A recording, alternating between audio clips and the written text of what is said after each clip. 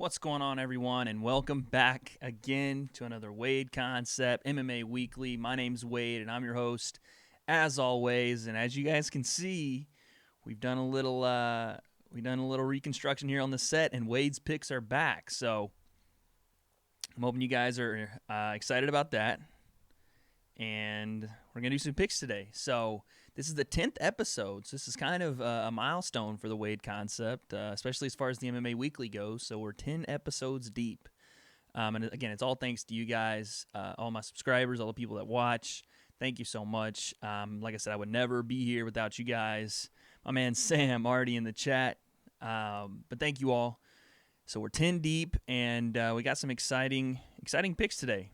So we'll just get right into it, I guess, man. Might as well.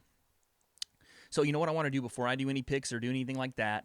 I want to tell you guys about the UFC Fight Night Orlando event that I was at live. It was a crazy event. I really got to meet some cool people. I should have put the pictures up for this, but I do have pictures. I have some pictures, and then I had an unfortunate incident where one of the people taking the picture didn't get the picture. But basically, we'll start from the beginning, and then we'll just kind of go through it. So I arrived at Amway Center. I went through the whole UFC. Apparently, before live event fights, they have a lot of the fighters that are local, at least to that area, come down and do like a meet and greet for 2, 3, 4 hours. And I got to meet Kamaru Usman, who you guys know on this podcast we rave and rant about all the time. We're really big fans of Kamaru. And I got to meet him, which is really cool. I got to meet Amanda Nunes. I got to meet Joseph Benavidez. So I got to meet a couple of different guys and girls. So the meet and greet was really cool. It was really fun to do. And then from there, I went into the venue and just was walking around trying to find my seat. And I couldn't believe how close I actually got to the cage, which is funny. I just, I went on SeatGeek or whatever it was. Not a plug, by the way. I know a lot of the YouTubers use SeatGeek, but I just went on SeatGeek's app and just, got a ticket because I thought I was going to be working thought I was going to be able to get media credentials with my internship. Apparently not the case, so I bought a ticket because I just wanted to go. And I got pretty good seats. I think we were behind the blue corner where I was sitting. And it was just a great event, man. You go to these live events and you think, okay, they're going to last forever and you're not going to be, a lot of time in between fights. And there was some time, but for the most part, things kept rolling pretty quickly. And as, we got into the main card, things, started to heat up a little bit. As far as the fights themselves, you could tell the intensity was there when we got toward the main card fighters, you could tell not that every fighter wasn't fighting for a spot, but you could tell on that main card, the pressure and the intensity was heightened. Guys knew that one fight and you're out of the top 10 or one loss, you're out of that top 10, top 5, and one win, propels you to maybe a bonus. And you heard a lot of guys talking in their post-fight interviews about their bonuses and who was going to get that bonus. And so we had a bunch, man. It was super, super cool. Tristan, Ryan, what's going on? What do I think about the BS knee that didn't connect? It's tough, man. It's tough to give a guy, to DQ a guy. Just my quick thoughts on it, and we'll go through the fight. But it's tough to DQ a guy for something. Granted, it was illegal. If it would have connected, that was illegal.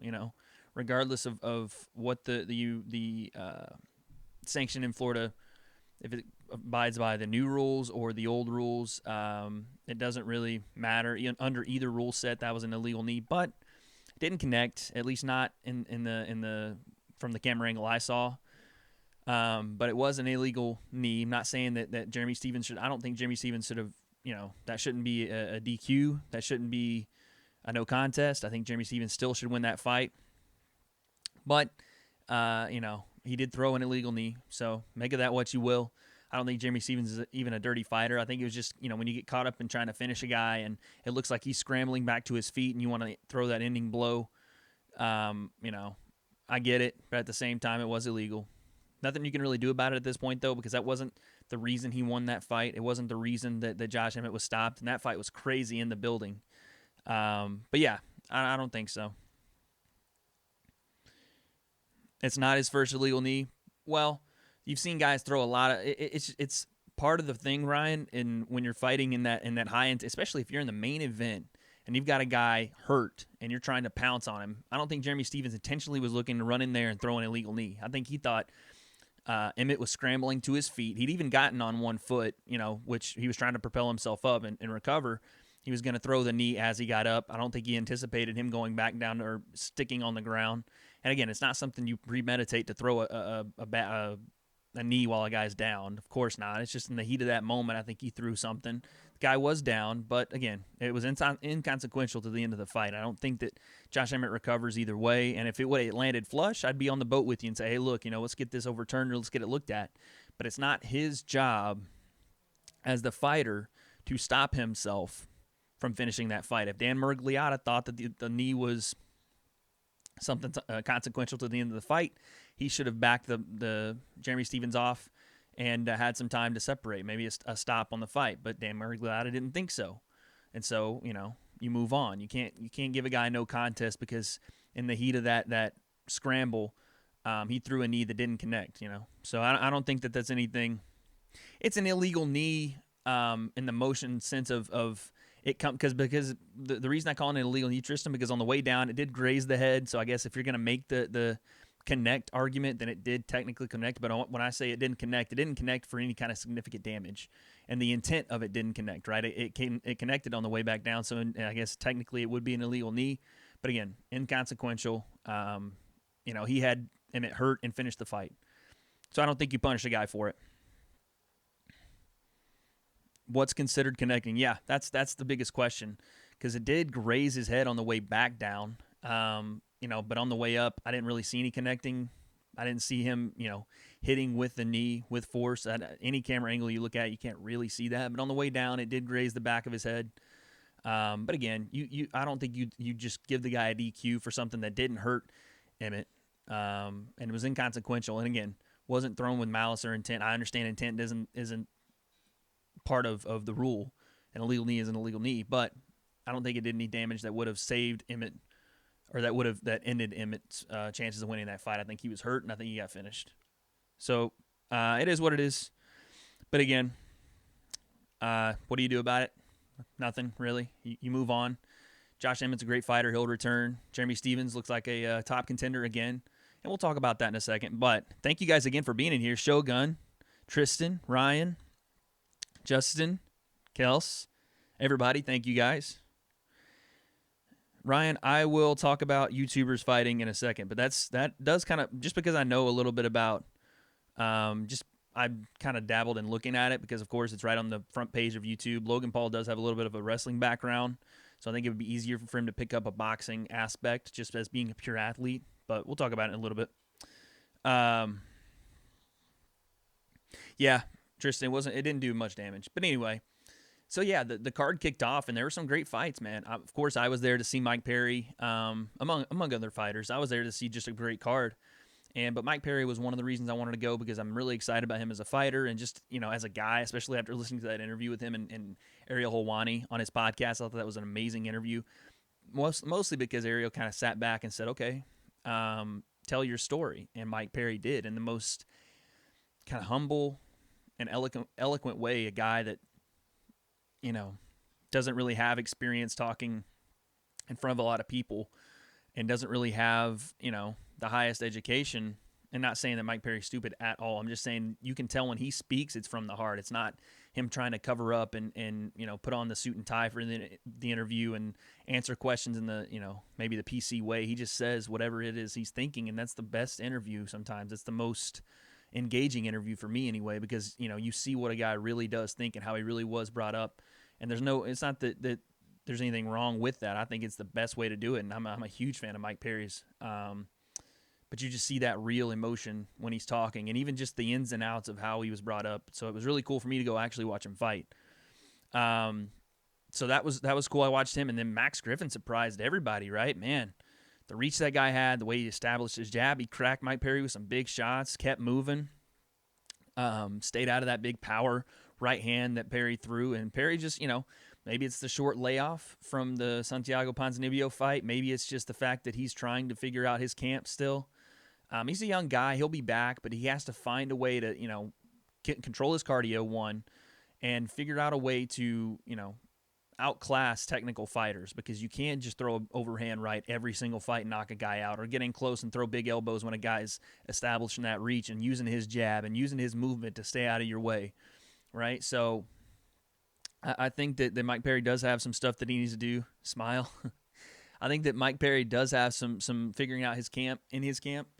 But I think he'll be back. I think that's going to be something where he just, the more that he gets experience in that cage at a high level against guys, and Max Perry, who knows, could be one of these guys that ends up being a part of that murder row at 170. So we'll see. Yeah, I mean, everybody knows kind of what Perry does when he gets in the octagon. He loves to throw big power shots, right? He loves to come forward on you, control the center of the octagon, get inside, and it's this is why it's tough when he fights longer guys. You saw it with Ponzinibbio, and you saw it with Max Griffin. When guys can keep him at range and keep him at bay and frustrate him a little bit and get him out of rhythm, and him just because he walks into punches sometimes. I mean, he's got a great chin. He'll take one to give one. And that'll work out when you can get to the guy. But Max Griffin was doing a great job of moving around, sliding side to side, moving away from the power hand, and just hitting him with some big shots, man. Using straight shots, wasn't throwing big looping shots that, of course, straight shots are going to beat hooks and big looping shots all day and big overhands. And Max Griffin just kept popping him, wearing him down, and had great cardio, great movement the entire fight. We'll see, Shogun. I don't know if he'll ever, get into that top 10, top 5 range. I don't know that, but I also, who knows? You never really do know when a guy is that young. He still has a lot of time to develop, and there are things he can work on. But give him time. He'll be around. I know that he'll be around that top 10, top 15 range for a long time, just because he's better than that crop of 25 and below. But he needs to work on a couple of things to stay in that top 8 or 10. So we'll see. And then we just had a great card. We had, I think Sam Alvey was a walk-off knockout versus a guy I'd never heard of. But, the crowd loved him. I loved him. I didn't know he was a California guy, but he had, hometown love in Orlando. Alan Jouban with the walk-off knockout. Alan Jouban, another guy that beat Mike Perry. A guy that, I think his technical skills are improving fight by fight. I would love to see him get into, some kind of top 15 range at 170. It seems like he's another guy that kind of is flirting with that top 15, top 10, trying to figure some stuff out for himself and get closer. So that was a great fight. But yeah, just a great card in general. And then, of course, the main event with Jeremy Stephens, Josh Emmett. Josh Emmett coming out like a tank, man. But it was the way he looks in person, you can't really – he looks huge on TV. But when you see him in person, I was close enough to kind of see them walking out through the tunnel. When you see him in person, he is so big for 145. It's nuts. He looks like a 170er walking around. Like a short, stocky 170er. If you guys remember Sean Sherk before he fought lightweight, he kind of looks like that. But and he's just so big. And then he gets into the octagon. Jeremy Stephens, obviously, in the octagon. And the coolest thing about watching the fight was how dead silent it was in anticipation of this main event. Like, you could tell the people of Orlando really had great fight sense. They knew how big of a fight this could be, and this was. And so there weren't a lot of the Ric Flair woos, and there weren't a lot of the, booing during a fight that didn't see much action for the first 2 or 3 minutes because they were just so technical and wanted, no one really coming out of their box. And then finally the fury from both guys. First, Josh Emmett landing a big left hook in an exchange and dropping Stephens for, a millisecond. And, millisecond meaning just so quickly. And Jeremy Stephens popped straight back up and, like nothing happened, which is an ability as a fighter to be able to recover that quickly. Not only is how good your chin is, but how great your cardio must be if you're able to recover so quickly from getting dropped. You see guys, TJ Dillashaw did it against Cody Garbrandt, to be able to recover from getting a massive left hand from Josh Emmett, who's a big, strong guy. Not really known as a knockout artist, but we saw, in his previous fights, he has power. He has some of the scariest power at 145. So to get caught and shoot straight back up, big time from Jeremy Stephens. And then not only that, to come out in the next round and end the fight. An amazing performance from Jeremy Stephens. I was excited about the whole thing. I was going nuts the entire time. Jessica Andrade with a victory over Tisa Torres. My picks it didn't work out like I wanted it to. So I'm sorry again. But we're going to get on track today, 100%. 100%.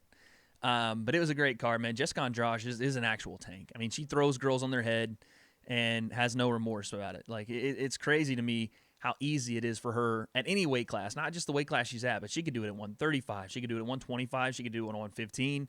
She can do that at every single weight class and be a contender. Honestly, in my opinion, she could be a contender at 3 different weight classes. So I'm excited to see that, where she goes next. I'm excited to see just, where Jeremy Stephens goes next. There's a couple of fights, what we're about to talk about even it could be, a future for Jeremy Stephens, the winner of this fight we're going to talk about at 222 between Brian Ortega, Frankie Edgar fighting Max Holloway, and then the loser possibly fighting Jeremy Stephens, or Jeremy Stephens getting a title shot after the shot that whoever the winner of the fight at 222 gets. So there's a lot going on in the MMA world. But it was just a cool event. And I remember after the event, and this is the kind of the juicy part I wanted to get, not juicy, but just kind of the cool experience for me. After the event, I'm sitting close enough to where I can see DC and John Anik on the call and just watching the behind-the-scenes stuff, right? The Fox production and how they do things and some of the stuff you don't see on TV, right? So John Anik, when he does the post-fight interviews in the cage, he has to get ready so quickly because he's got to be right back on commentary. And you don't really see this unless you're in the building. They'll run into the cage, interview the winning fighter and the losing fighter if it was close, obviously not after a knockout or anything like that.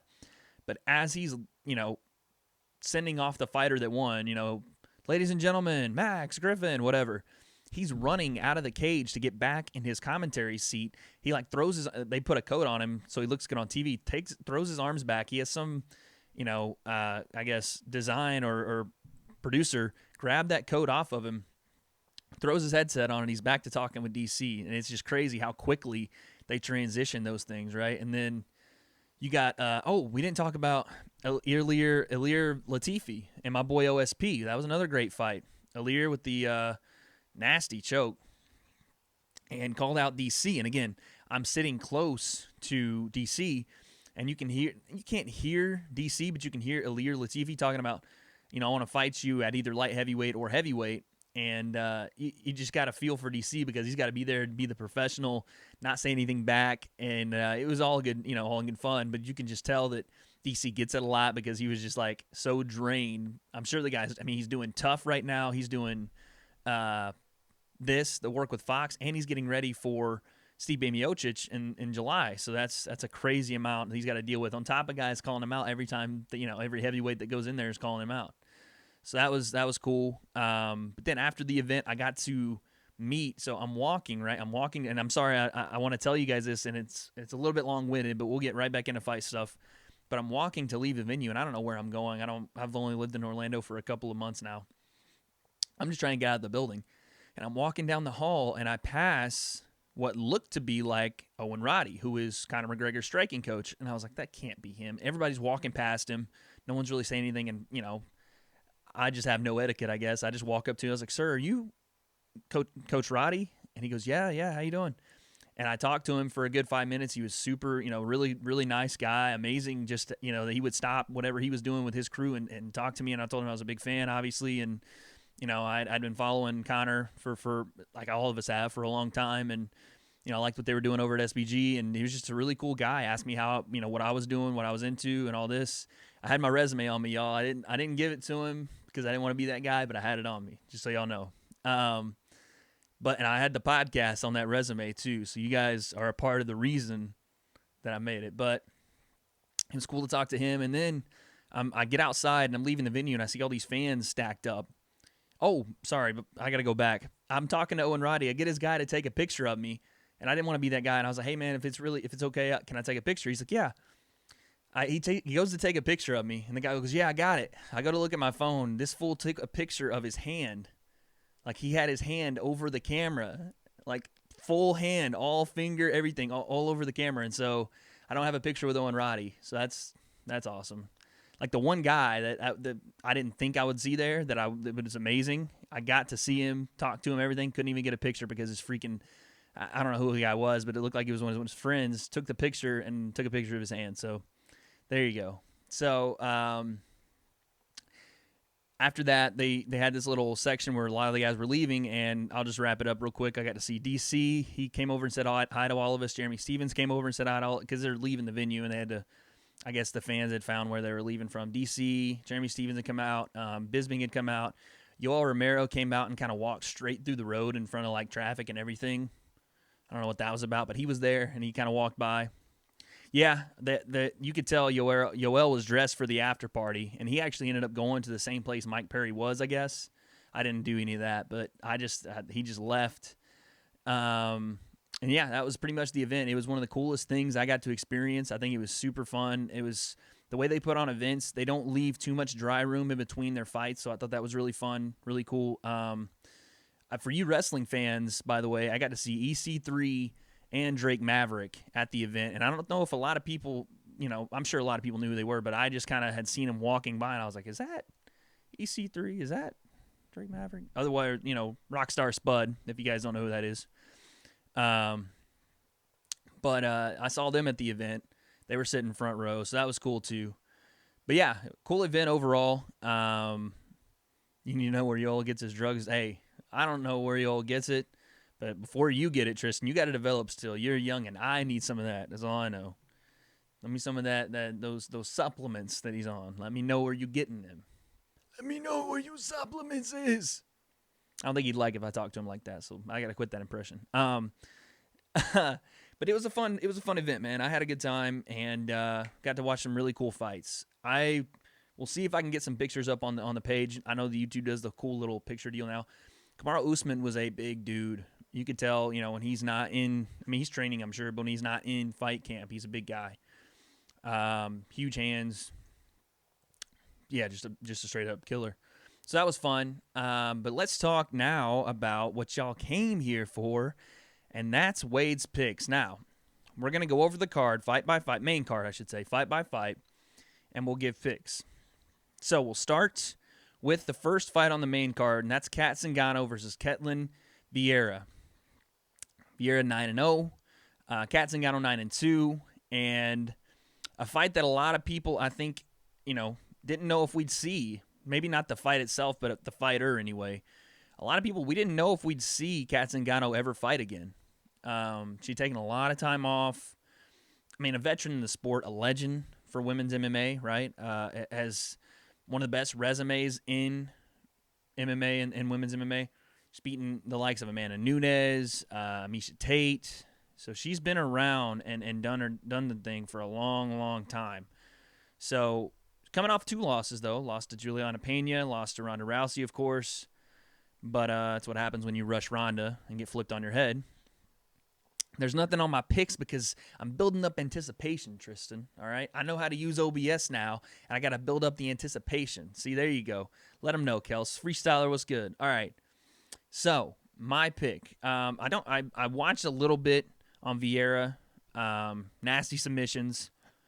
I like the way that she fights. She's very calm, very patient in her fight. A lot of some of these women fighters that really want to come out aggressive. And even I just watched, the reason I started the podcast a little bit later, I watched the weigh-ins, and both these girls are itty to get at each other. They're just really giddy, looking to get this fight started. You could tell Kat Zingano after that long layoff wants to get back in there. And there's not really much to it. Kelsey says pick wisely. We'll see. We'll see this time. It was my judgment was flawed from going to the live event and being a part of the experience, that I wasn't really thinking about the picks. I was just thinking about going and having a good time, and I wasn't serious. This time we are focused, serious, undefeated picks. Let's get it started. I'm going first pick. First fight on the main card. Kat Zingano. Look, you can't go with, when you have a fighter with the experience, and I know that you guys laugh when I talk about experience, because every time I do talk about experience, the fighter I say is the more experienced, and on paper is the more experienced, gets their ass beat, right? In this case, I don't see it. When you have a girl like Kat Zingano, with the experience she has and the win she has, that resume is built, on the back of winning fights against Miesha Tate, who's a legend in the sport, Amanda Nunes, who is your 135 champ. Now, these girls are killers, and Kat Zingano TKO'd Amanda Nunes. For you guys that don't remember that, dominated and TKO'd Amanda Nunes. who walked through that 135 division, who beat Valentina Shevchenko twice. So I don't look at Katzengano and say, well, ring rust, well, older fighter. Well, I look at that resume and say, this girl's been a killer for a long time and beat quality opponents. Not to say that Vieira hasn't, but she hasn't beat the names that Katzengano has. And with that experience and with those hard, gritty wins against top tier opponents comes a level of finding where your I guess your expertise lies in that octagon and how to control that fight using those expertise. You might know what you're good at, but can you control the fight using what you're good at, right? Like Katzengano can put on many feathers and control a fight. If it's not a submission win for Vieira or a decision win, can she TKO Katzengano? Can she force the pace on Katzengano, take her down, and use her her submissions or grappling? I don't see it. I think Katzengano gets the job done. And I think we're going to go Katzengano with a long layoff. Just be aggressive. Maybe TKO. Middle of the third round, Katzengano TKO. That's what we'll do. Sorry I'm burping so much. I think it's because I just ate. But Katzengano, mid-third round TKO. That's my first pick. On to the next fight, and this is the fight of two, I don't want to be disrespectful, two guys that have been around a long time in this heavyweight division. You got Stefan Struve and Andrei Arlovski, right? In the heavyweight division, let's face it, is not the youngest division. There are some guys that are coming up that can, try to put this division on their back and carry this division forward as some of the older guys, walk away. But Stefan Struve, Andrei Arlovski have been here for a long, long time. Stefan Struve coming off a loss, coming off a long layoff as well. Andrei Arlovski finally getting a W after 5 straight losses. And it's not that they were just 5 straight losses. He lost to quality opponents. Even Marcin Tybura has shown that he's a quality opponent. Granted, he's lost his last 2, but stood in there with Francis Verdum and, lasted all 5 rounds with Francis Verdum, which is nothing to be, to scoff at, especially with a guy that isn't quite the caliber. Probably shouldn't be in there for that long with Francis, or with Fabricio. I don't know who Francis Verdum is. Fabricio Verdum. But Struve, in his interviews, he's self-admitted that he wanted to take some time off from MMA in general after his last loss. He didn't have any passion for the sport, and it took him going away to come back and really, reignite that passion, reignite that spirit to go and fight. So there's not a lot to say about the fight. I mean, both guys are going to be, this is probably going to be a fight where both guys stand and trade.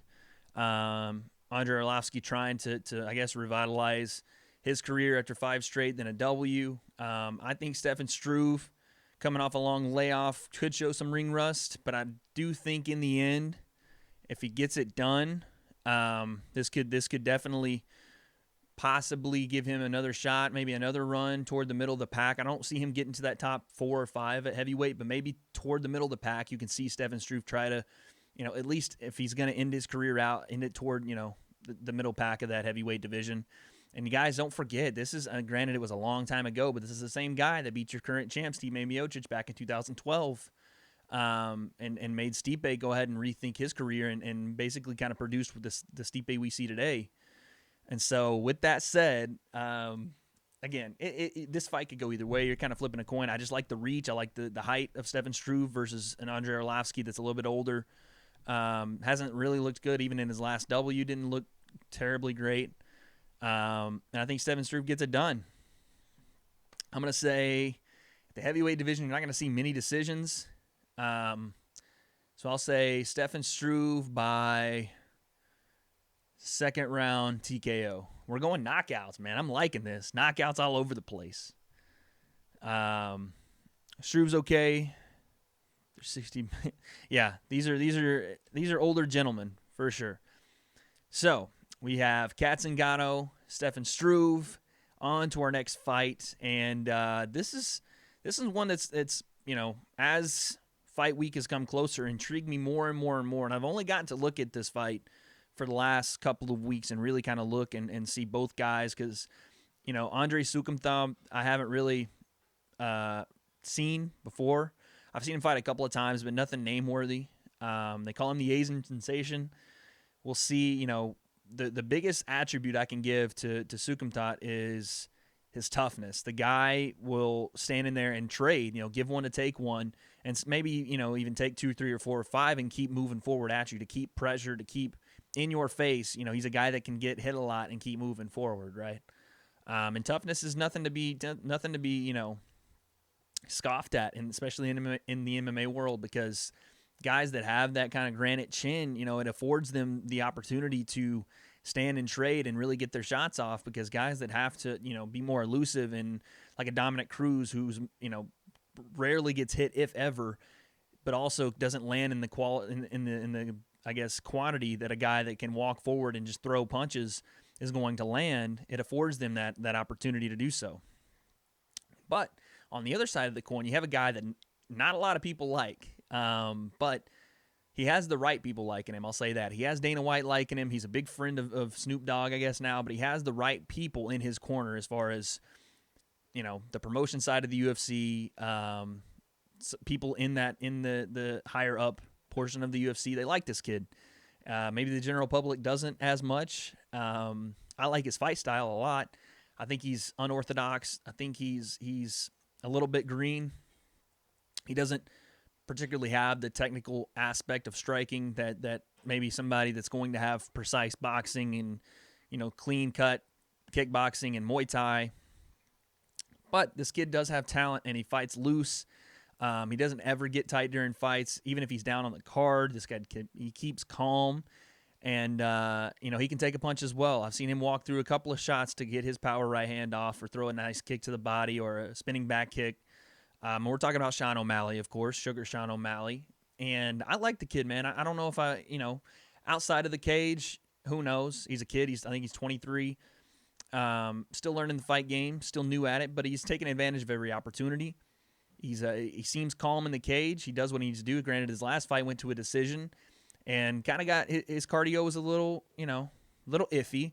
His takedown defense wasn't great, especially later in the fight. And I think that's the kind of the game plan on the guy. Try to take him down, see what he's got on his back, see how he defends himself, because his jiu-jitsu is probably not as polished as you would see. But I can see it as a fight that both guys, just the pride, and especially when you watch the press conference and you saw them facing off, not for the weigh-ins, but just yesterday during media day, you saw him facing off, and you can tell Andre Sukumtat's feels very disrespected by this kid, because he keeps calling him Andre Soccer Mom, which is kind of funny. But just petty little stuff. It's nothing serious, nothing. But he's getting under Sukumtat's skin already, and for what say what you will about Sean O'Malley, he does have a power right hand. He does have some nice kicks. Got great technique. He switches stance a lot, which is hard sometimes. When I say he's got great technique, not in his striking overall, but his kicks, when he does release them, they do have good technique. It's not that he does walk forward with his hands down a lot. He does throw from the hips with some of his jabs, which isn't considered precise boxing technique, but his kicks are, shows great technique with his kicks. Knee to chest, then shoots them out. So he's got great technique in that aspect. But he does tend to get a little tired. You can see does throw shots from the hip, which you don't like to see sometimes. And his takedown defense is a little suspect. So we'll see if Sukumtat can get that fight to the ground and really see what O'Malley has off of his back. It could be a different story. But what I see is I see a confident Sean O'Malley. I see him walking forward on Sukumtat and testing that chin. Sukumtat's been rocked before. He's come back from it. But I see Sean O'Malley getting the victory, and I know you guys are going to hate that, but I don't know. A young guy, the way he fights, he's super calm in firefights, really loose fighter. He does a lot of different things creatively, which I really like. He threw a spinning back fist against, I don't know who the guy was. It was a fight before he was in the UFC. He threw a spinning back fist into a left high kick, which I thought was pretty creative. And, it didn't surprise me in the least bit, watching him more and more and more, that he would have the confidence to do something like that. So I think we see a creative Sean O'Malley, a guy that's not going to get shaken by the lights. And I think we'll see, I'll give him another decision win. I don't think he comes out and knocks out Sukumtat, but I think he does enough, especially in the earlier rounds, to build up points, and then I think he probably loses that third and last round, but I think he wins the unanimous decision 2-1. So I'm gonna go a different version of Bruce Leroy, maybe Shogun, maybe it's all flash, no real substance there, but he's a young kid, so we have to really see how long it takes him to get there. These fighters that are 22 and 23, you know, I wouldn't be so quick to label them as the next whatever, just because they're not quite there yet. You know, especially guys like a Sage Northcutt, Sean O'Malley, whoever it is, when they're very young, even a Mike Perry, when they're really young like that, there's so much time they still have left in this sport. Guys are fighting now until they're in their late 30s and 40s, and not to say that's the best idea for everyone. Sometimes it's better to know when to call it quits, but it gives a lot of time to evolve in this sport if you really want to, right? You can be that same fighter that is going to go in and do the same thing every time, a Matt Brown type of fighter. But if you have, especially the way MMA's evolved, if you have the right sparring partners, you have the right coach, you have the right camp, you can evolve your skills over a long period of time. So let's not be so quick to write these young guys off, as the next whatever, until they get to that point where we can go, okay, you've had your honeymoon period. This is still his honeymoon period. This is still to see where he's going to develop, where he needs to develop, and how he's going to develop moving forward. So I got Sean O'Malley. I'm going to go unanimous decision. All right, now this fight, guys. This fight, and I might have already picked an upset with O'Malley, so I don't know. I'll have to check the betting lines later on after the podcast. But this next fight, our co-main event of the evening, Frankie Edgar versus Brian Ortega. T-City is 13-0. Showed a variety of different skills, and we'll really dive down the rabbit hole here because I really want to talk about him. Versus Frankie, the answer Edgar. I mean, who doesn't like Frankie Edgar? This guy is so game. Takes a fight. Hold on one second. Yeah, usually that fighting prime is around, even for light heavyweights, it's around, they say 31, 32, 33. For younger guys, for lighter guys, they say it's around 28, 29. But yeah, it's something where, those guys are, I think Shogun, I think the co-main, they're going to go 5. I want to say they're going 5. But for guys that are so young, they still have so much time in the sport. But let's talk about this fight, guys, man. Brian Ortega has become this and I don't want to say flash in the pan, but he's risen really quickly in this 145 division with, spectacular victories over, guys like Clay Guida. Obviously, the guillotine on Cub Swanson. He's just finishing guys left and right. T-City is not winning by a decision. He's going out and finishing guys. And what you're seeing is a guy, and especially when I watched him, I'm watching this guy evolve, like round by round, fight by fight. Not just, because he is a Brazilian Jiu-Jitsu, obviously is a specialty. He's a black belt under Henner Gracie. And he's great friends with Henner Gracie. And he obviously corners him. But it's so crazy to watch him stand with guys that are known as guys that are going to throw, Cub Swanson, guys that are going to throw, and he's getting better on the feet, right? He's getting not just better in the sense that, okay, he looks crisp, his boxing's great, and he's moving well. But his jab, the way he switches stances, the way he sets punches up now, where he sets up that lead uppercut, then switches stances and throws the body kick. The guy is getting a lot better, and he's fairly young. So it's really exciting to see a guy like that coming up at 145 because we need this more. We need more of these guys. I don't want to akin him to a Yair Rodriguez, basically because that's who Frankie just mauled.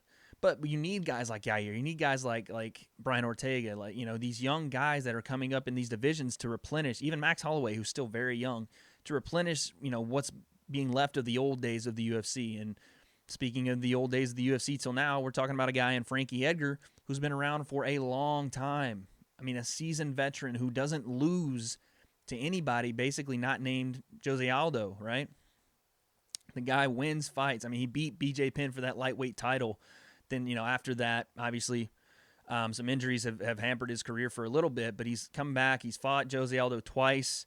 Just couldn't get it done. Jose Aldo is one of the greatest of all time. You can't fault a guy for not knocking Jose Aldo out. Granted, Conor did with the left hand, but Frankie Edgar pretty much is the most well-rounded fighter at that weight class, in my opinion. I mean, he can go on the feet. He's got great boxing technique. He stood with a lot of guys, knocked out Chad Mendez with a nasty left hook, clipped him and knocked him out. You see him on the ground. He's a monster. I mean, he ate Yair Rodriguez. He ate him alive. Completely destroyed him. Granted, Yair Rodriguez is a striker, but he's a longer fighter than Frankie Edgar, and has those crazy kicks, has that nasty jab, long reach, counter switch right hand, switch kicks to the head. He has a lot of weapons on his feet, and Edgar just walked right through it, double legged him, and beat him to death on the ground. So, Aldo was on easy mode when he fought McGregor. Yeah, he was on rookie. Connor had switched the settings on UFC, EA Sports UFC, and put it on rookie mode before he fought Jose, where they just walk right at you and don't throw anything and just get comboed and die. But this is an interesting fight because Frankie Edgar has, for all intents and purposes, I would say their ground game cancels out, right? And I hate to boil it down to something so simple as Frankie Edgar's wrestling and top game is top notch, probably best in that division, versus T City's jiu-jitsu might be his guard might be the best in MMA right now, not just in the 145 division, but MMA in general.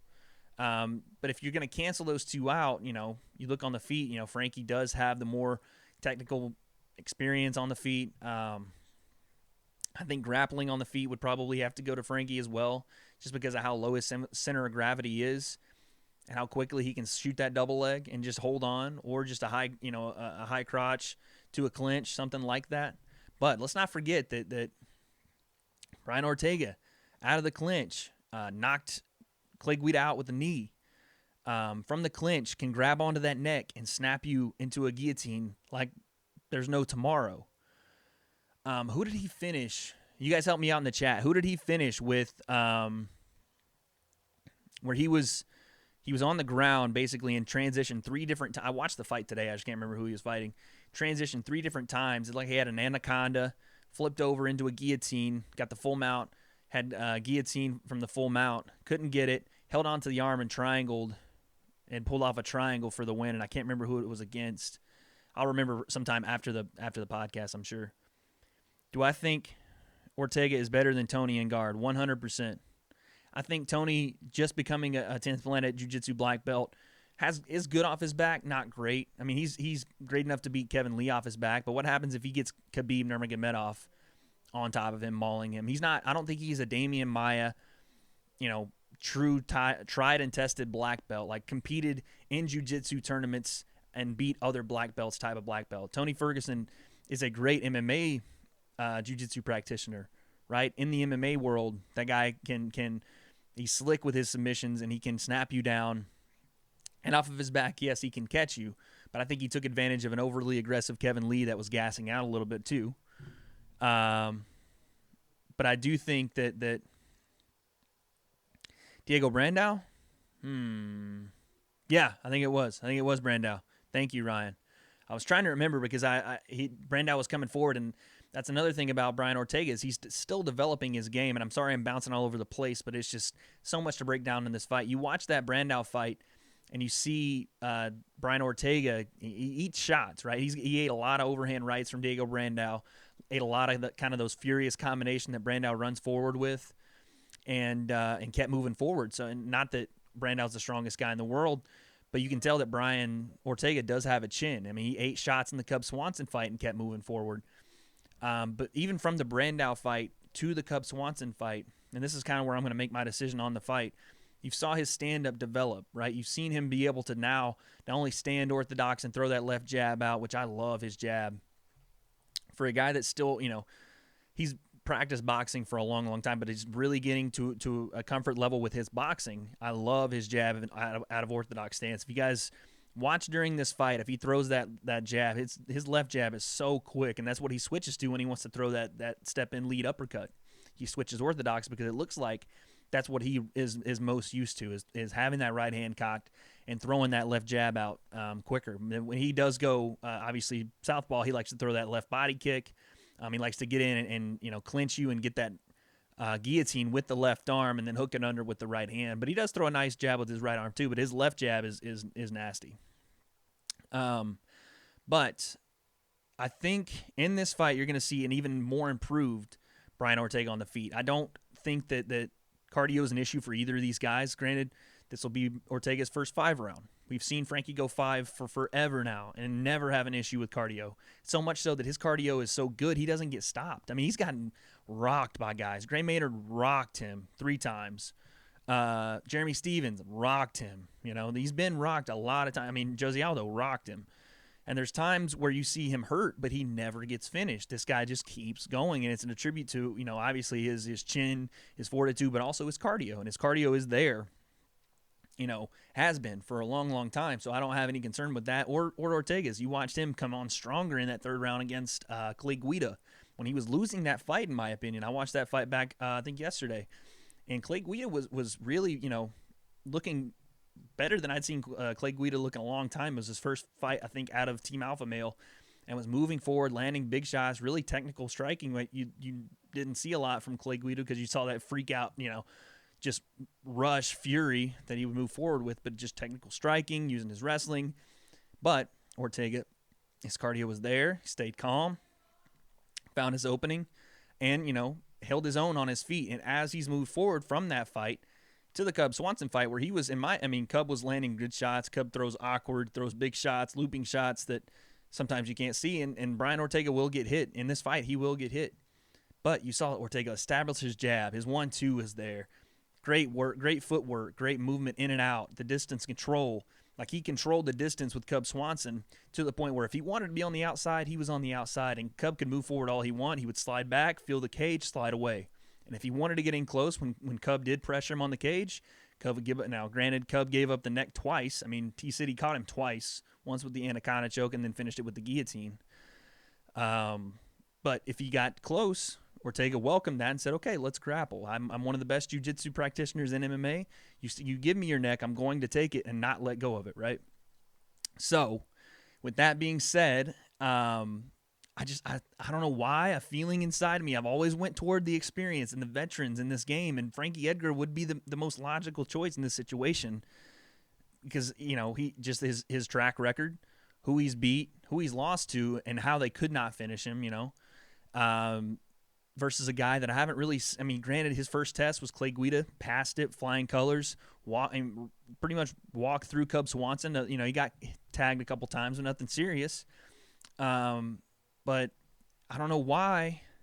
Something tells me that Brian Ortega, and it's just because the more I see him fight, the better he gets. We're going with Brian Ortega. And I'm going to say Brian Ortega gets the job done with, I don't know if he finishes Frankie because I've never seen Frankie finished. But if I could see Frankie getting finished, I could see Frankie getting caught being really aggressive in Ortega's guard. I could see him getting caught with some kind of triangle, or I could see, in the clinch, just giving up a little space with his neck. But, if he gets that single leg or some kind of high crotch and pushes Ortega up against the fence, and not really concerned about the guillotine or anything grabbing onto his neck, because usually when you get that high crotch or you get that single leg, you don't want to have your head on the opposite side of where your pressure is, right? Just like if you have a 2 underhooks or you have 1 underhook on your right side, you don't want your head on the left side because you can't keep pressure on a guy, right? You want to have it on the same side as your underhook. But that sometimes lends to a guillotine if you kind of get a little bit lazy or a little bit careless with your head placement. And if, I'm not saying that's going to happen. Frankie Edgar is probably one of the most technical wrestlers there are at 145. But if it does, T-City's quick to grab that neck. You leave it out there, he's going to grab it. And I think he gets submitted. I'll say it's Frankie being too aggressive in Brian Ortega's guard and gets caught in a triangle. We're going to say that's going to be late. I'll give it 5th round. We'll go 5th round when, Frankie Edgar's trying to finish that fight and T-City catches him. What do I think happens if Frankie loses? If Frankie loses, I don't think it's the end of Frankie if he loses, and I think he could easily come right back because this fight's going to be unless Frankie just walks through him, which I don't see happening, this is going to be a close fight because Brian Ortega's got great cardio. He will stand with Frankie if he chooses to do that. Like, he doesn't have granted his striking isn't on the level of his jiu-jitsu, but he doesn't have a glaring deficiency in either anymore, right? Because he's got great kicks. His technical stand-up's getting better. I love his jab. I'm pretty sure he has a reach advantage on Frankie. But this will be a close fight, and I could see them, in the future running it back, depending on if anybody can get past Max. But I could see Frankie fighting Jeremy Stephens, and that rematch would be great too because Jeremy Stephens had Frankie hurt. I mean, the most hurt I'd seen him in a long time with that high kick. So we could see it. I would like it too. I don't think he's ready for an elite fighter like Edgar. Maybe not. But this is the test. I mean, Clay Guida was the first test. Cub Swanson was the second, and he passed both with flying colors. So you don't really have anywhere else for him to go. He has to fight these fights now. You can't hide him. Not saying that the UFC was, but you can't hide a guy like that anymore when he's putting on these amazing performances and finishing guys. It's not like he's winning decisions on his way to this. Now, granted, he has some decisions, but he's finishing top-level guys. I mean, Cub's a black belt. Granted, just being a black belt, and I've said this on the podcast, doesn't mean that everybody's the same level, right? But Cub got pretty much submitted twice in that fight, and Cub's a guy that we all know has been around for forever and can very well get that title shot. So we'll see, man. Frankie is one of the elite of the elite, and no disrespect to him at all. There's something, logically, I want to say Frankie's going to win this fight by some kind of TKO.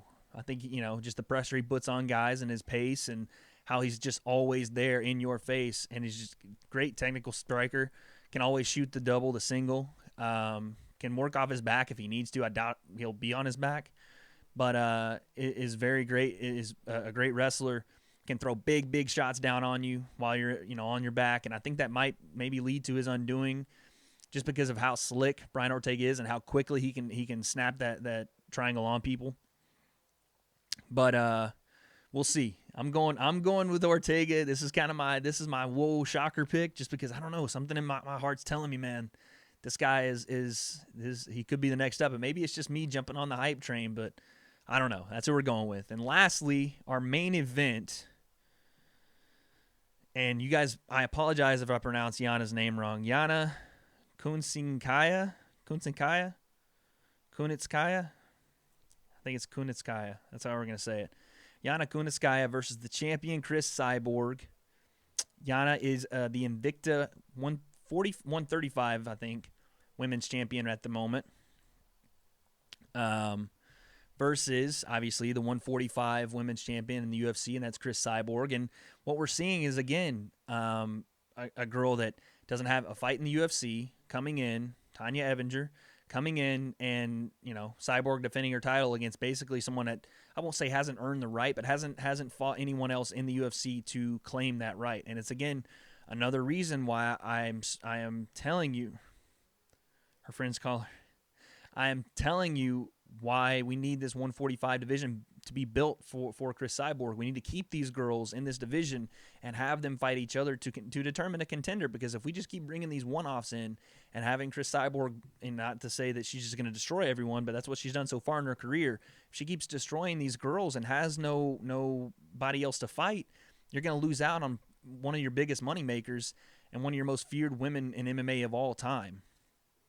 But anyway, that's kind of off the topic. But Yana has been, I think, training with in the Jackson camp down in New Mexico, training with Holly from what I see, which could be a huge advantage for her in this fight. I feel like Holly, was in that fight all the way up until that last. If she wins that 5th round, depending on how you judge that fight, Holly could have won that fight. I mean, was landing shots. I won't say they're big shots, but she was landing shots, power shots in her, for what she could provide for power shots on Cyborg the entire fight. That straight left hand that was set up by, feigning the jab and just coming with a straight left hand. I think that was something that they had seen in Cyborg's game, where you really don't have to set anything up with the jab or really start jabbing. Just throw the left hand down the pipe while Cyborg walks forward on you. But what you saw in the Holly fight, and even in the Tanya Evinger fight before, Cyborg is becoming more controlled with this fury that she has, right? She's with Jason Perillo in Costa Mesa at the Ruka Gym. She's finding out, I think, more about herself as an MMA fighter than she had found out before she got. I mean, she ran through girls in Strikeforce, but she's finding out the top level of girls in the UFC. You can't just blitzkrieg them and throw hands running forward with your chin out. I mean, not that any of these girls possess Cyborg power, because they don't, but they can. You can be caught, and Cyborg's learning to become a more balanced boxer, becoming a more distance control and pace control fighter. She's moving forward on girls and cutting off the cage, but not in a way that leaves herself susceptible to knockout, right?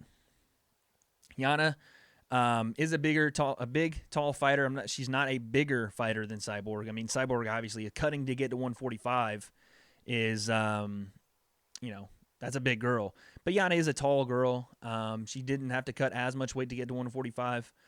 But a lot of people are on this Yana kind of, I don't want to say hype train, but this idea that Yana could upset Cyborg, and it's not without base.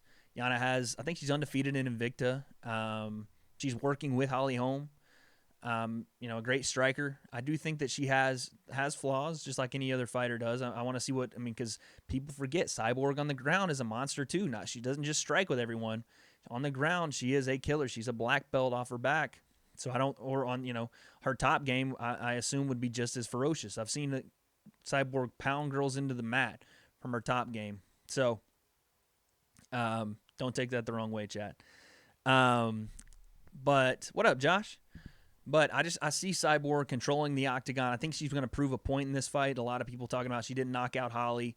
And I don't think she's going in looking for the knockout, but I just think, the way Cyborg fights with that pressure, a girl that's never had a fight in the UFC that's, again, she is a champion in Invicta, but this is a different level. When you come to Cyborg's level, you better be ready to get cracked with what feels like a 155-pound, sledgehammer hitting you in the face, because she throws heavy shots.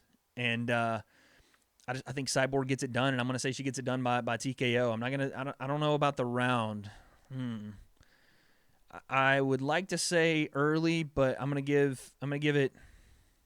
We'll go middle of the third round. Chris Cyborg, and still your women's 145 champion.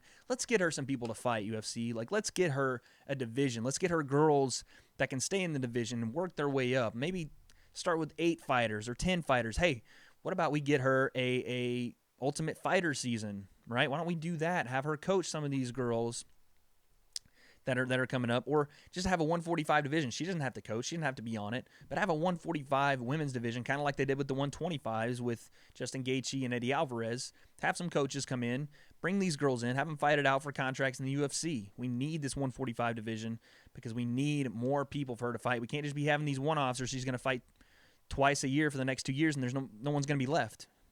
Your champion can't make money if there's not other contenders in her division. And maybe that's because girls like, Jarena Manare won't come fight her, whatever it is. Find some people that are going to fight this girl. But that's my picks, guys. And you know what we'll do? We'll throw in a wild card pick just because there's a fight I wanted to talk about, and that's Ashley Yoder versus Mackenzie Dern. Do you guys know anything about Mackenzie Dern or Ashley Yoder by chance? Because I'm interested in this fight. Mackenzie Dern, probably one of the best Brazilian Jiu-Jitsu practitioners at her weight class, and as a woman MMA fighter now coming into the game, people know that she is absolutely dangerous in her jiu-jitsu game. Striking's not quite there. They're giving her a girl in Ashley Yoder who's probably a good fight for her to kind of measure where she's at. A lot of people are hyping her up as this next Dern, that is Mackenzie Dern. They're hyping her up as this next Ronda Rousey type of phenom that can come through and wipe this division. I haven't seen, from what I've seen from her, I don't see that type of hype coming from her. Hey, what up, Flames? Good to see you too, man.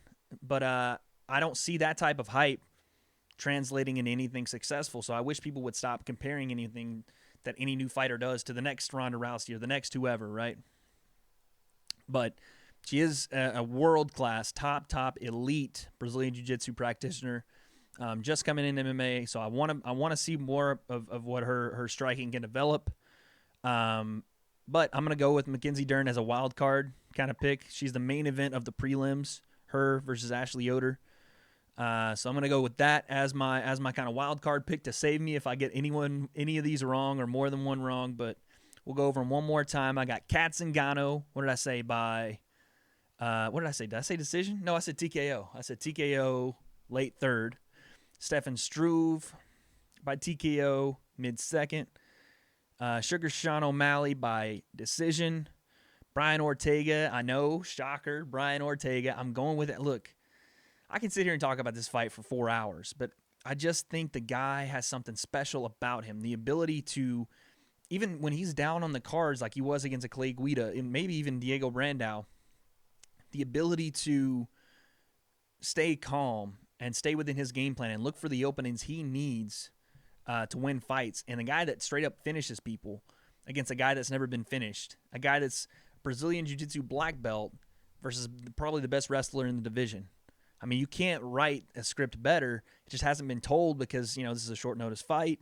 It was supposed to be Frankie and Max, but this is a one of those things I always say, styles make matchups, right?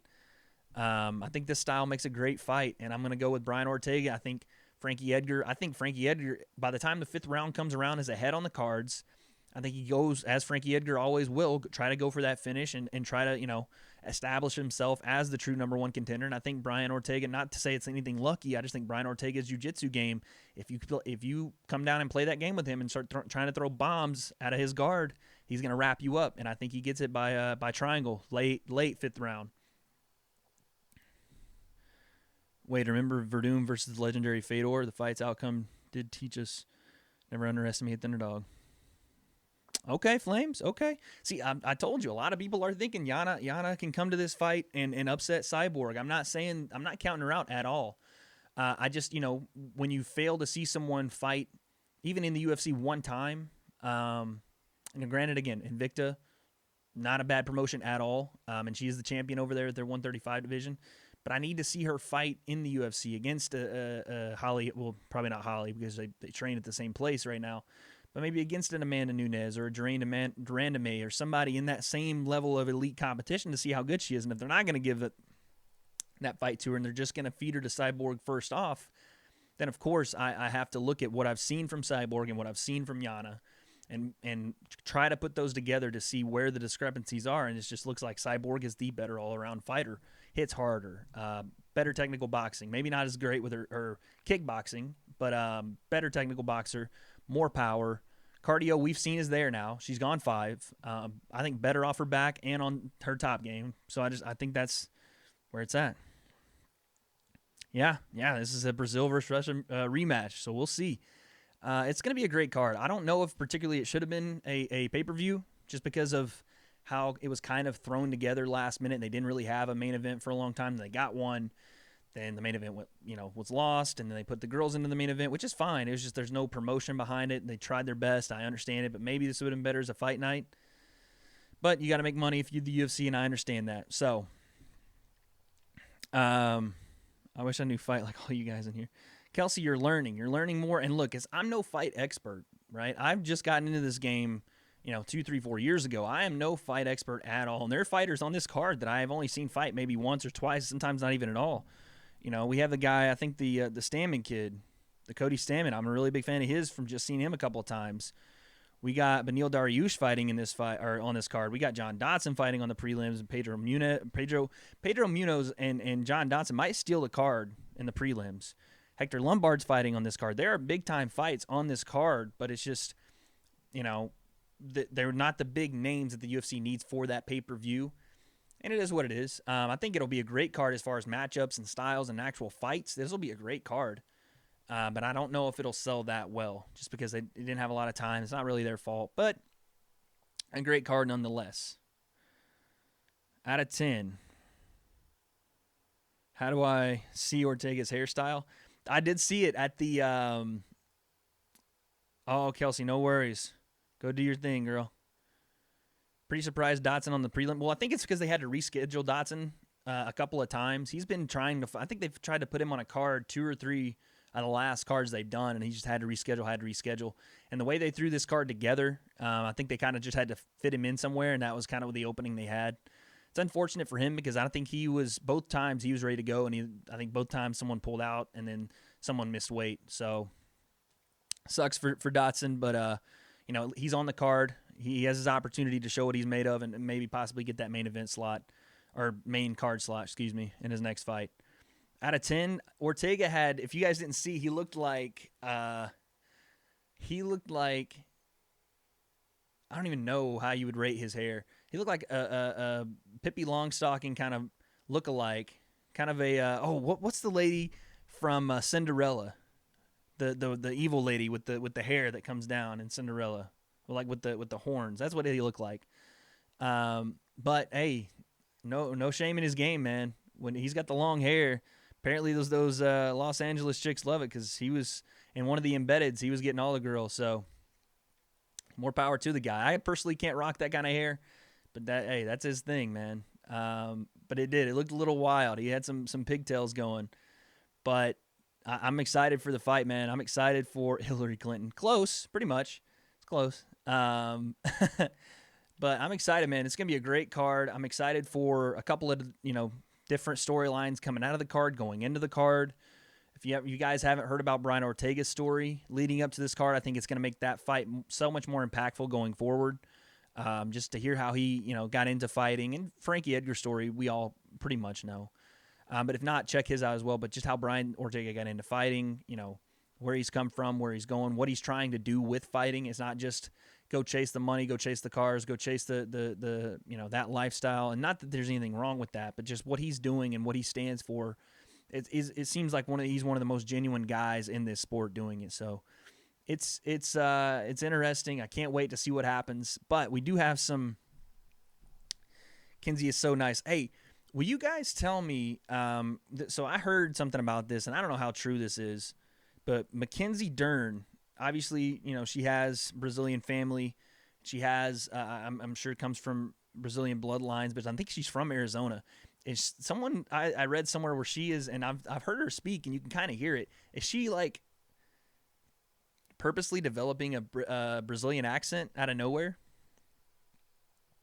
That's what she. Apparently, she has Brazilian family, and I don't know if she's Dutch, whatever. But there's some rumor on the internet saying that she's like has a Brazilian accent out of nowhere.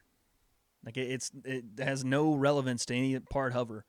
I don't know if it's a Brazilian. It might be a Dutch accent, but I've heard her talk, and she doesn't seem like she's from Arizona. And apparently, if you go back a couple of years, she's speaking, just clearly. But apparently, there's this kind of rumor out that she's developing an accent out of nowhere, and it's annoying some people. I don't know. I just read it, and I was watching the embedded today, and I heard it, and I was like, oh, that is kind of weird. I didn't go down the rabbit hole with it. I might after the podcast, but she seems like a really sweet girl. Seems like she's really excited for her first kind of test in the UFC, and we'll see what she does. I'm excited to see her ground game. I've seen a couple of her Brazilian Jiu-Jitsu matches. I mean, she's straight up nasty on the ground, but I want to see how she can implement that, how her stand-up develops. So we'll see. It's going to be a fun card. We need to talk about one other thing before I get out of here. That's kind of important. If you guys didn't hear, John Jones went up in front of the California State Athletic Commission this week, and basically had their version of kind of USADA's pending and penalties on him. Basically, he had to go through California State Athletic Commission because he fought Daniel Cormier in the state of California. They handed out their punishment, which is having his actual license revoked in the state, as well as a $205,000 fine, which is no chump change for a guy like John Jones because that wasn't the big hit, right? That wasn't the one that determines a lot. And their precedent set kind of gives way for the USADA to say, okay, well, that's what they gave him. Let's review what we have, and this is what we're going to give him. And when I say let's review what we have, on their perspective, John Jones went up in front of the California State Athletic Commission and basically, and I'm a big fan of John Jones, so I'm going to preface what I'm about to say by saying that I'm a big fan of his. I really want him back in the sport. I think he'll be back regardless of kind of how things turned out during his hearing. But he kind of laid an egg in front of the California State Athletic Commission, and you want to take this a little more serious when they're in front of them. You don't want to really have any kind of holes in your game when you're going to go up and convince or try to convince a panel of people what you did was either unknowingly done or, that you aren't purposely doing these things. But the way he handled it, and I can't explain it. I can't explain the steroids case for John Jones. It makes no sense that he would knowingly take something when he passed, I think, 5 of the random tests and then fails the one he knows he's going to have to take. It makes absolutely no sense. I'm not going to begin to try to make sense of it.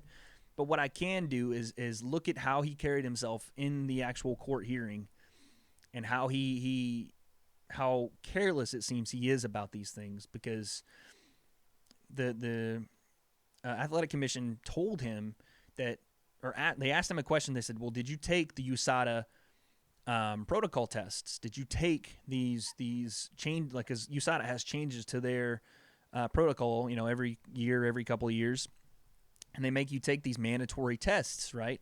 Especially when you've failed USADA tests before. And the state athletic commission said, did you take these tests? And he answered no.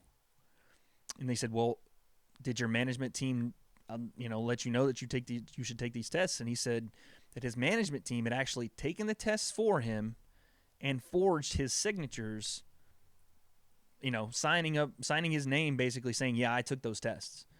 That came out in court. No one else knew that. So John has never really taken the USADA protocol testing to let you know what is acceptable and what is not. I mean, if that doesn't tell you how careless the guy is about what he's doing, and again, I'm a huge fan of John Jones, so this breaks my heart just like anybody else. But it's like, what is it going to take for John Jones to get it together, right? What is it going to take for him to say, okay, I have to take this serious? Because even in the meeting, the state athletic commission goes, maybe you should consider a new management team. And he kind of laughs them off. He kind of goes, yeah. And they're not joking. There's no joking when you come to these hearings. This is the State Athletic Commission of California. Granted, they're not as big as USADA, but this is the state of California. You're never going to fight there again if USADA rules you out for the next 5 or, whatever it is, 4 or 5 years. The max he can get is 4 years.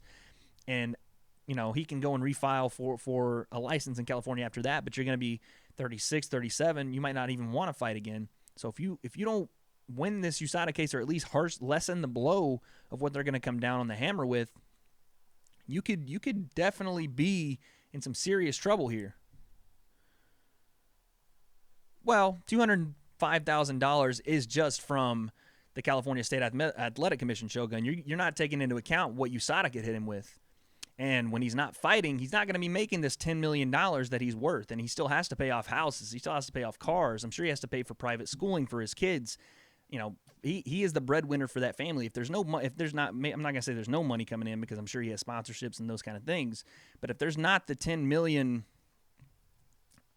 whatever it is he's getting a year coming in, then that 10 million he's worth is going to dwindle, especially when you think about if he gets a $205,000 fine from the California State Athletic Commission, and that's 40% of his purse from that fight, USADA's going to come down with something either similar or more, right? And $10 million is great when it's there, but $10 million stagnant and as what he needs to afford in his life. I'm not going to sit here and act like I know how much everything he has costs, but I know it's not cheap to live, with I think he has 3 kids now.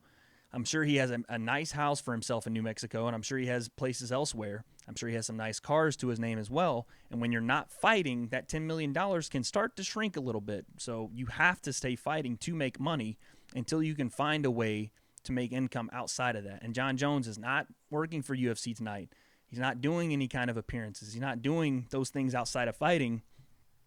So, yeah, he doesn't have 30 grand in the bank, but if you have to look at the bigger picture, $205,000 is just a one-time fine. The USADA is going to come down with the same thing, but the thing is, if he's out for 4 years, he's not fighting for 4 years. Where's that $10 million go? How's he supplementing that income? $10 million can shrink really quickly when you're not making that kind of money and still have to pay off things that are substantially larger than the normal people live. So, 10 million might look nice, but when a guy is planning on having congruent money coming in, and all of a sudden that's cut off for 4 years, 10 million is not much, man. So it is what it is. He needs to have fights come. He needs to have these big fights to sustain that sort of lifestyle. I'm not saying that he needs $10 million a year, but he needs to continue his career, to continue bringing in that type of income. So I'm not sure why John Jones hasn't taken this more seriously. I'm not sure why he decided to laugh and kind of smirk at the State Athletic Commission when they asked him to change his management team, and said, no, I like my guys, I'm going to stick with them. I'm not saying that you should just throw your team under the bus, but when those things are serious proceedings, you need to take them seriously. But who knows, man?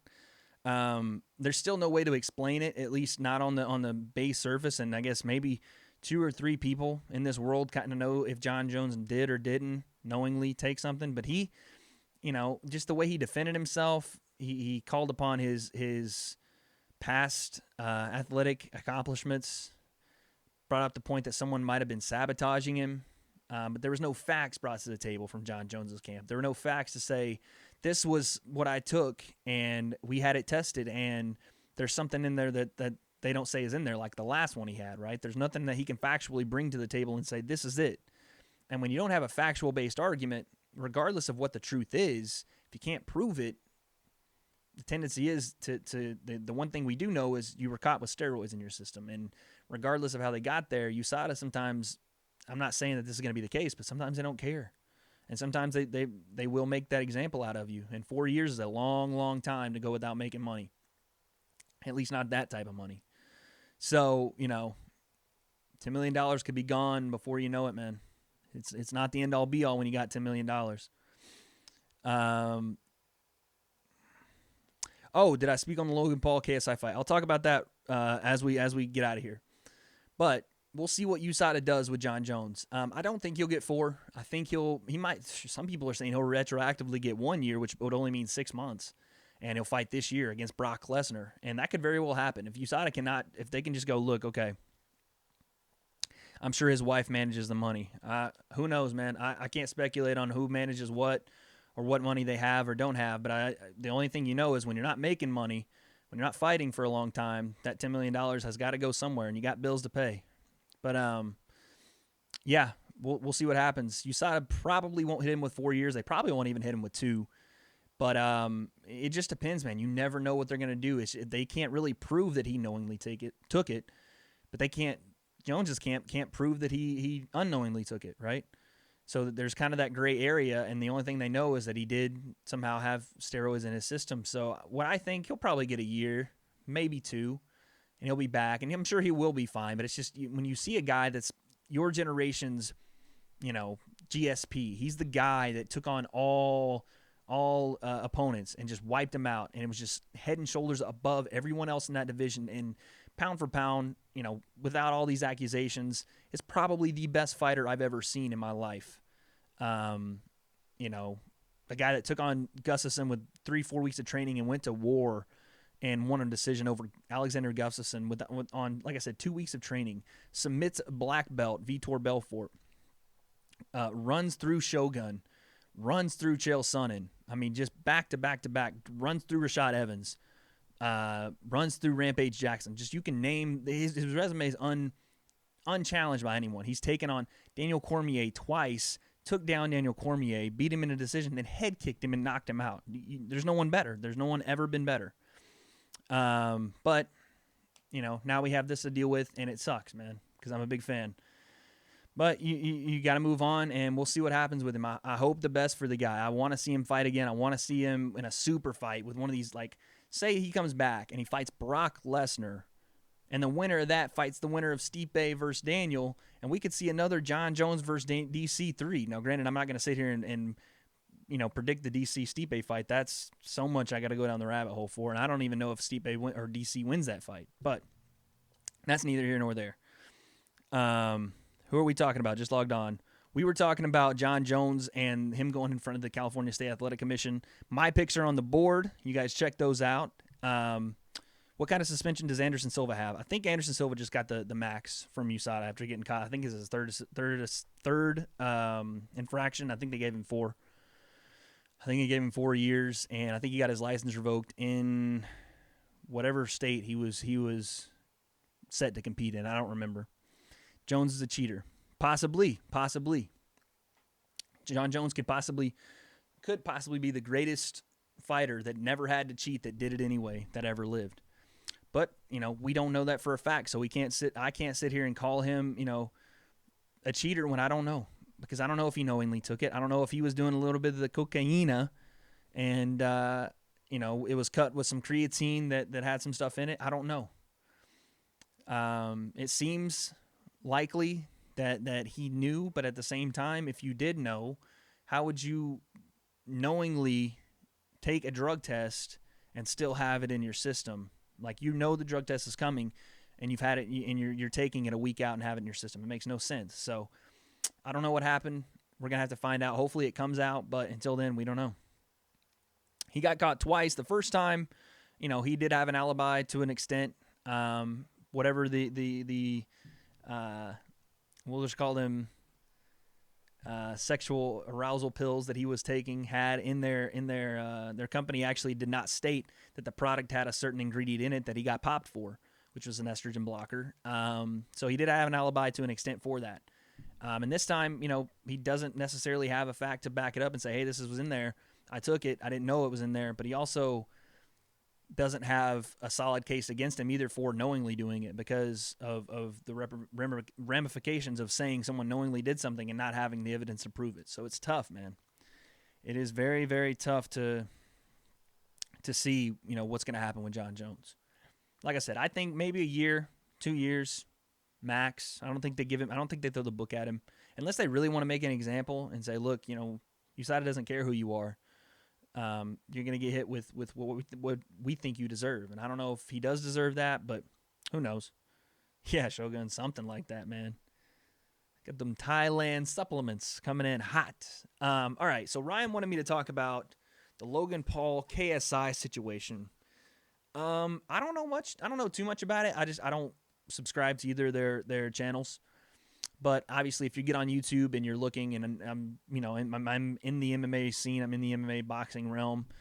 I'm excited for the Deontay Wilder fight this weekend. Hello, Showtime. Whew, that's gonna be nasty. But if you obviously watch a lot of those videos, YouTube will recommend more videos for you to watch, and some of their top content creators are KSI, Logan Paul, the Paul brothers, all those guys, right? I think FouseyTube is one of them. FouseyTube, one of those. His thing popped up. But those videos will pop up, and obviously, wanted to see what it was about. Click on the video. I watched the KSI video. I watched the little highlights of his boxing thing with Joe Weller and Jesus Christ. Yikes. That was, I can't believe 1 million people watched that happen. But hey, man, like I said, they're the bigger content creators on YouTube. People are going to tune in and watch. But that was some sloppy technique at best, we'll say, from both guys. I don't even think the Weller kid, the poor kid, I don't think he threw a punch. I don't think he threw one punch the entire time. But I guess from that, the KSI guy called out the Logan Paul. And Logan Paul's been having a rough year, apparently, man. And you see him in the news for all types of stuff you don't want to be associated with. Yeah, we talked about this pay-per-view before we get back to that. We talked about this pay-per-view not necessarily probably shouldn't be a pay-per-view. Probably should be a fight night. But the way they had it put together, they kind of had to save that, and they need to make money as a company, regardless if that's, a $200,000 pay-per-view buy, a $100,000 pay-per-view buy. It's still better than putting it on TV for free, and they need to make that money regardless. So I get it, but at the same time, people aren't going to buy it specifically because of that. So I get that too. It says Logan's training at Mayweather's gym. Oh, okay. He's got the money. Yeah. Hey, those YouTubers have got the money, 100%. Has been evolving so well for 4 months. KSI's only been boxing for 4 months. That's, you know what? I'll say this. If he's only been boxing for 4 months, I'll take back the technique was sloppy. He at least threw some solid straight punches. Obviously I didn't break it down, but I didn't know that he'd only been boxing for 4 months. Oh, Shogun, we'll talk about that. I can't believe I don't do more wrestling talk because I'm a big wrestling fan. But anyway, the Logan Paul thing, from what I know about Logan Paul, he was a high school wrestler, and, looked like a pretty decent athlete, pretty big guy. If he's training at Mayweather's gym, I'm sure he'll have some sort of technical boxing prowess by the time this fight happens or doesn't happen. I don't know when. If I'm going to predict the fight, I would have to go Logan Paul just because I think he's a pure athlete, and guys that come into the sport that are pure athletes tend to catch on to other sports quicker than guys that aren't athletes. And from what I've heard or seen, I don't think KSI had played a lot of sports before this. And he just kind of started boxing because of the YouTube stuff. So I think a guy that can pick up on sports quicker would be another athlete, and especially in another combat sport like wrestling where you have to use your feet and footwork's very important. I think it's easy to kind of teach somebody that's been in some sort of realm like that. And I think Logan's a bigger guy. Cardio might be an issue, but if you're a wrestler, you start out as a wrestler, you know how to cut weights, things like that, then cardio usually isn't so much of an issue. So I'll go Logan Paul. I don't know how many rounds they do. I don't know no one will probably knock anyone out, but I'm sure it'll be an entertaining fight for the people that watch the YouTube fights. But does he have cardio? I would think that the Logan Paul guy has cardio. If he does, if he has, from what I've seen, there's like a couple of clips of him wrestling that he put in one of his videos. And if you're a wrestler at any point, you've developed some sort of cardio. Now, obviously, I don't think he's still wrestling, so he's probably lost a lot of that. But I think mentally, if you're going to train and prepare for an event in which you have to have cardio, if you come from a wrestling background and you've done that before, it'll be a lot easier to get back into that mode of thinking, as well as to use your body to function in the kind of the same arena as far as just in a combat arena. As a boxer. So I think that he'll have a pretty good shot of winning that. The KSI guy, more power to them both. They're going to get millions of views off of it. I don't think either of them want these problems right here, low-key, but we don't have to bring that up. We don't have to end anyone's YouTube career except my own with my 118 subscribers, which I love. I love you guys so much. Sean O'Malley is too big for bantamweight. He hit 136 today. Everyone made weight, by the way, for the 222 card. So, if he's hitting weight, you can't really call him too big. Now, championship weight, obviously, you'd have to come down 1 more pound. But as long as he's hitting weight and making the weight, why not? My merch, Shogun, we had a problem. So, I'll quickly go over the merch deal. So, we had a little bit of a problem with, you said he's too tall. Well, that's his advantage. I'll talk about the merch in a second, Shogun. That's his advantage. Him being tall like that gives him the advantage to fight these smaller, shorter guys because of his reach and because of the way he uses his kicks. It's a huge advantage for him. But if you can get down to the weight, there's no problem with taller guys fighting. You look at a guy like what's his name? James Vick. You look at James Vick at 155. That guy's what, 6'3"? 155. I mean, his range is ridiculous at that weight. But if you can get down to the weight, there's no height, regulation, and it's a huge advantage for taller guys that can come down in weight and definitely, fight some of these smaller guys. The only drawback to that is, when you are a little bit taller and your base isn't as close to the ground, your center of gravity isn't as close to the ground, wrestlers, if they can get inside of that range and back you up against the cage, you're going to run into some big problems. And that's kind of O'Malley's weakness right now, is that takedown defense and fighting off of his back. So we'll see what happens with that. But he, if you can make that weight, doesn't matter if you're 5'6" or 6'3". If you can get down to it, is what it is, man. What about Rousey slamming Triple H through a table? Okay, so if you guys are big wrestling fans, I am. On the last pay-per-view this Sunday, we had Elimination Chamber, and the WWE introduced Ronda Rousey as one of their contracted athletes, wrestlers, superstars. I think they're called now, superstars. And she struggled a little bit on the mic, and it's to be expected.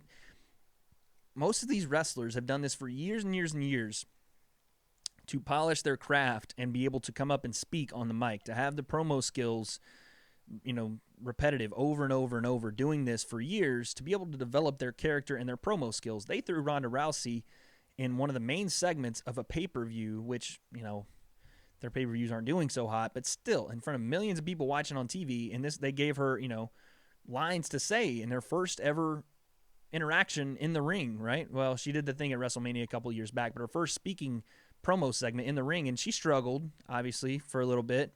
And it was clunky, and it was weird, and it was going to be. Of course it was going to be.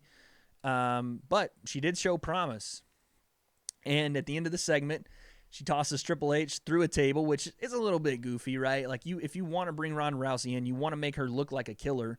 You want to make her look like, the female Brock Lesnar. That's the reason you sign her. She's a main event attraction. She has a legitimate background, which brings legitimacy to the women's division, even though I think the women's division's amazing right now. But putting a 250-pound man through a table is a little bit on the goofy end. If she would have done it to Stephanie, I would have popped. I would have marked out because, the storyline with Stephanie McMahon is she's super, authoritative figure that no one ever gets she never gets her comeuppance, right? No one ever gets the revenge on her. And if she would have put Stephanie through a table, which I think is coming at some point, probably WrestleMania, but that would have made me pop 100%. But she did do better the next night on Raw. She told Stephanie she was going to rip her arm out of socket if she didn't apologize, which is funny. Because Stephanie slapped her with a shoot slap. Like, she hit her hard with that slap.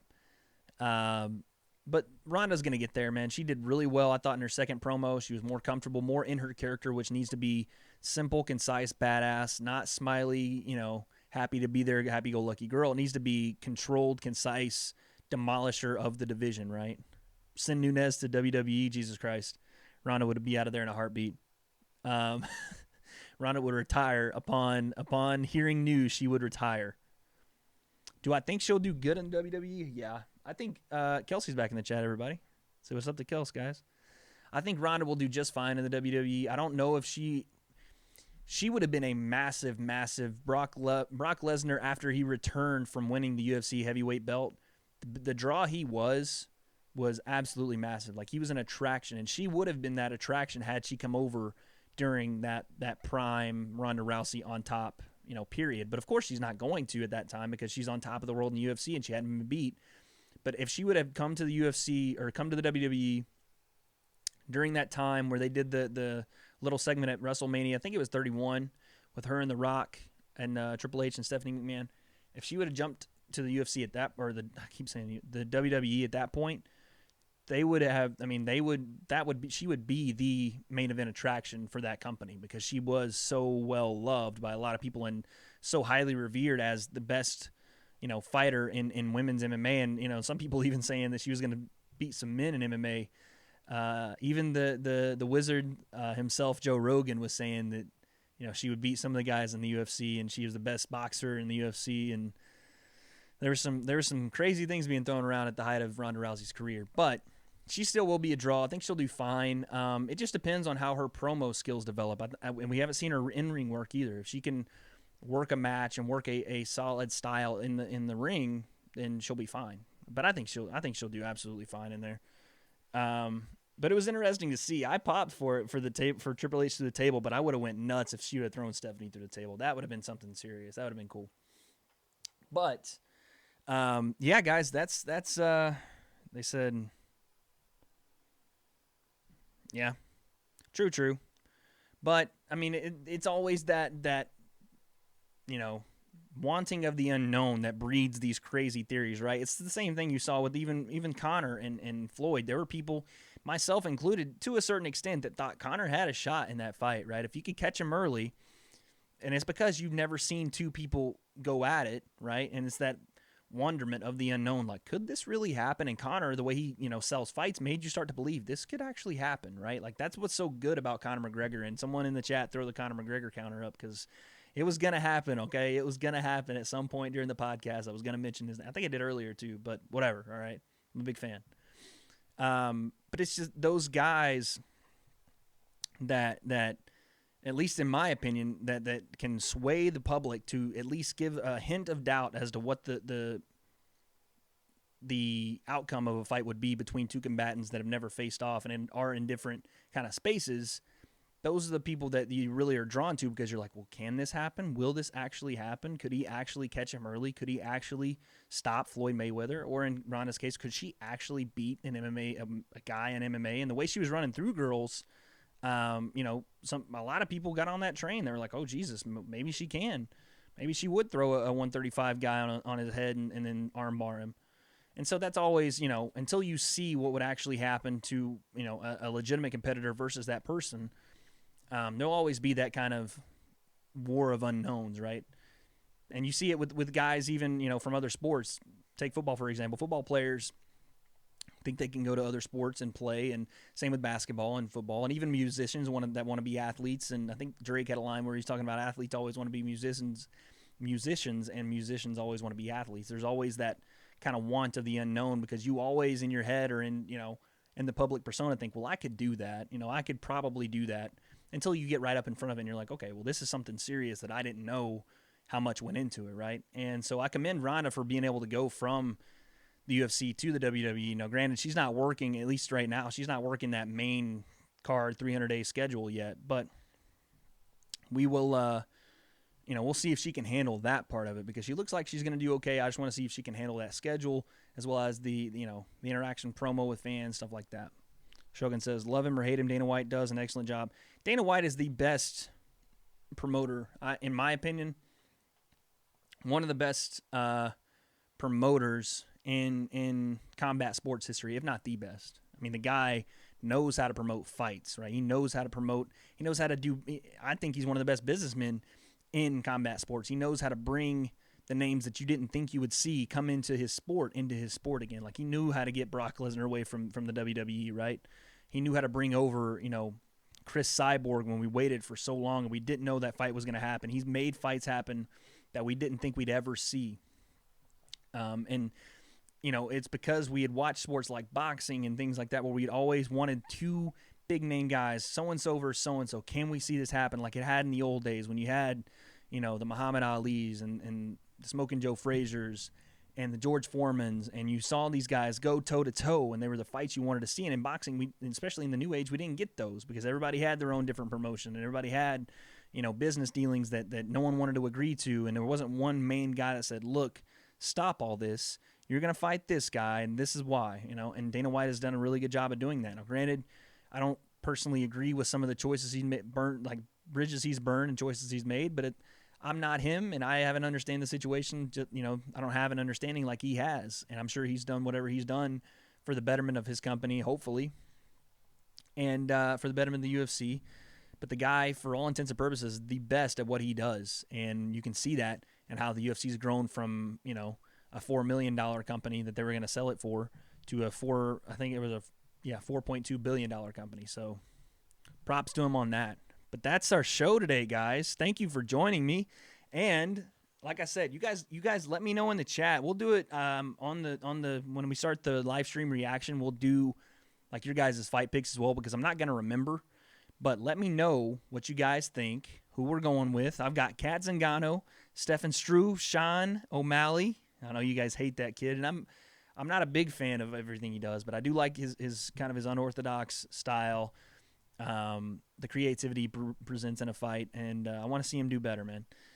Brian Ortega, I know, upset of the card, in my opinion. I think that's a lot of people are on Frankie's side of it, and logically I should be too, but I don't know, something about T-City, man. He can catch you from anywhere. And Chris Cyborg. Those are my picks. I know, freestyler Brian Ortega. I'm doing it, man. I don't know if it's the right logical choice, and I might be giving up a pick here, but something about this fight tells me Brian Ortega is going to sneak in some submission on Frankie Edgar and be the first to finish Frankie Edgar in the UFC. And if he does, that matchup with him and the winner of or that matchup with him and Max Holloway, that could actually generate, a new breed of draw for the UFC, because that people will be invested in a guy like that. I guarantee, and people are already invested in a guy like Max Holloway. Maybe not to the level of a Conor McGregor, but man, the people of the West Coast and Los Angeles in general would get behind a guy like Brian Ortega and what he represents and what he could bring to the octagon. But that's all today, guys. Thank you so much for watching. I appreciate it, you guys. Tune in this Saturday. We'll probably start around 8 p.m. or so. But tune in. Shogun, thank you for being here. It was always great talking to you guys, man. I love having conversations and debating back and forth with you guys, because you already know what it is. This is the W.A.D.E concept, and we are debating everything. Thank you.